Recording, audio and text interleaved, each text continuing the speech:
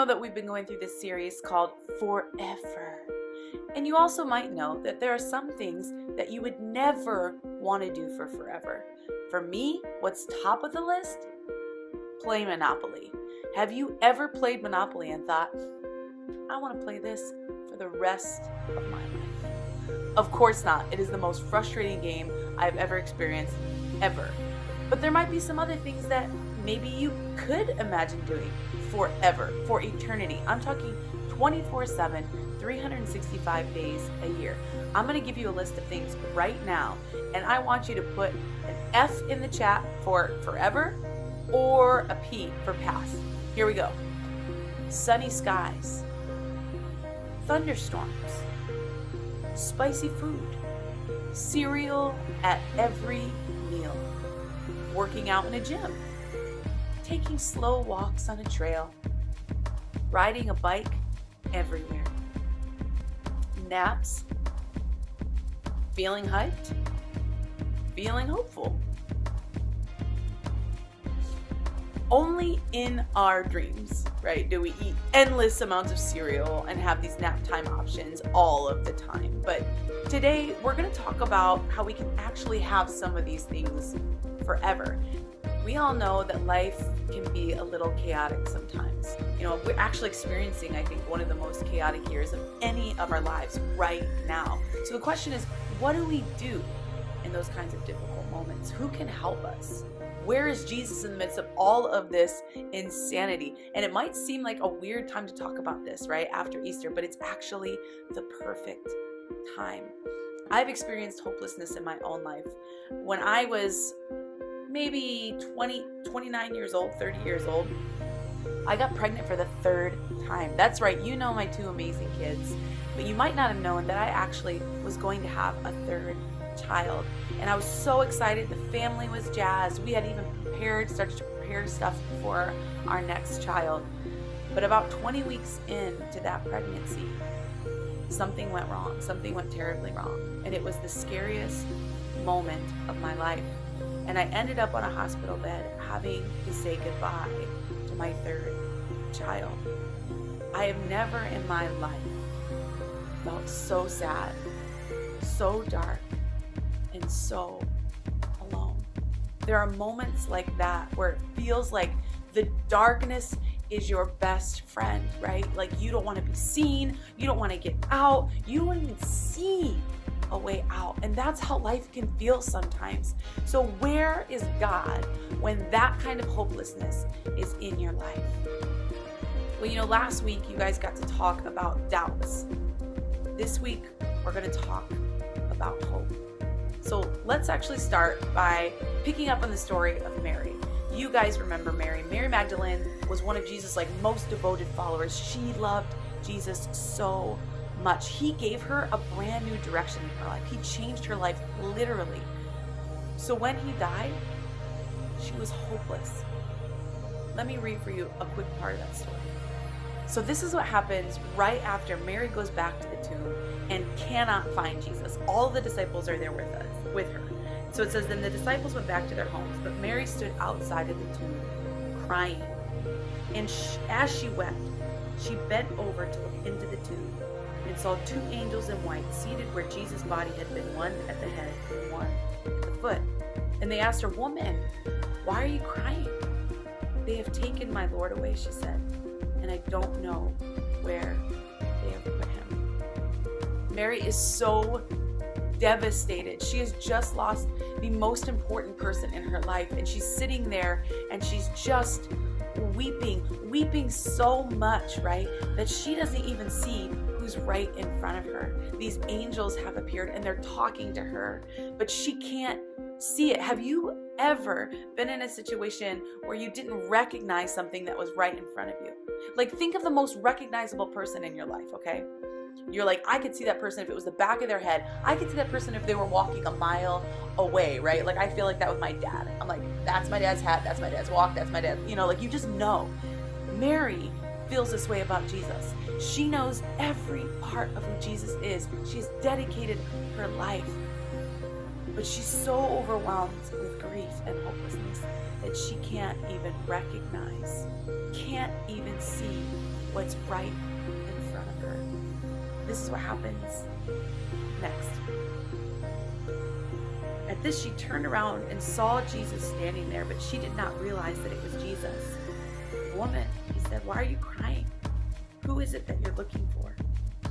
Thinking it was the gardener, she said, "Sir, if you've carried him away, tell me where you've put him and I will get him."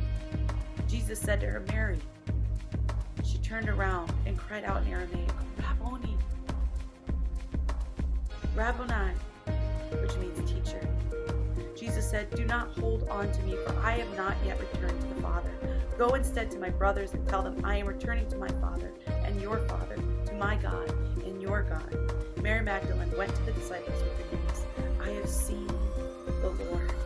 And she told them that he had said these things to her.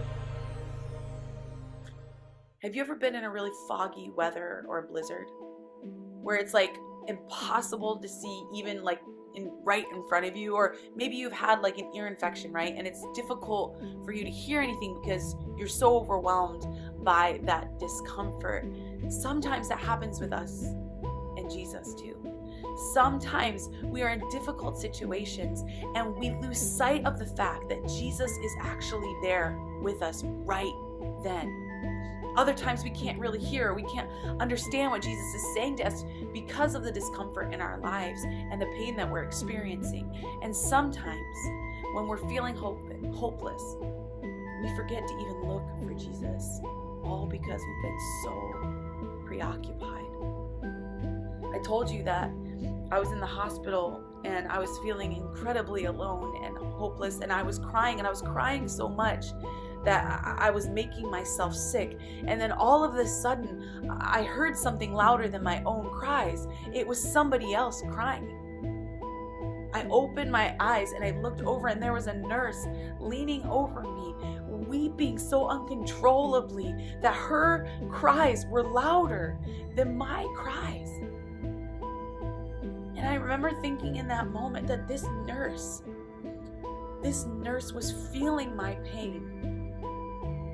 To me, it was a sign that God was with me. God was weeping with me. This woman was a sign that I was not alone. Sometimes in the midst of our own hurt and suffering, we forget that we are not alone. In our hopelessness, it's hard to remember that we are actually with Jesus. Where do you need to see Jesus? Where do you need to see Jesus right now? Because the resurrection reminds us that there's hope. Jesus is not gone. Jesus is here. He's here. He's here. And he's moving in the world around you. Jesus really is alive. And that love that brought Jesus back is the one thing that can give us hope unimaginable.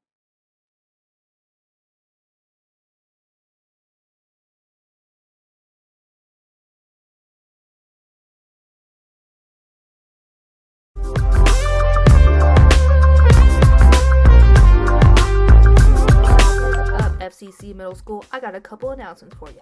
You ready? They're coming at you fast. Number 1, did you know that we're having outdoor in-person youth group, but you gotta talk to your parent or guardian as well as sign up? Go ahead and sign up on our website right now. Also, there's a new time. It's gonna be from 4 to 5:30. I know it's kind of early, but we're testing it out. Say if you're like, Rhonda, I can't even go to in-person right now. All good, homie, because you're going to be with me at the regular time from 6 to 7, all right? We're still going to have an online portion, so you can definitely come to that. Number 2, Sunday Sem. Did you know we're going over crazy, weird stories in the Bible? We're meeting on Zoom at 10:15. Next announcement. If you want to help Pastor Danny out on Sundays when we're meeting in person to help with the little itty-bitty kids, let him know. Go up to your parent or guardian and be like, I want to help Pastor Danny for in-person kids ministry. Can you help me email him? Mom, dad, parent or guardian? Go ahead and do that now.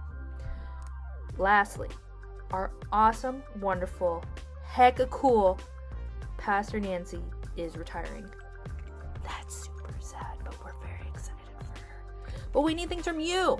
if you want to write an encouraging note to Pastor Nancy, you can do that now. If you have a photo, or if you wanted to say a quick video to her, you can submit those too.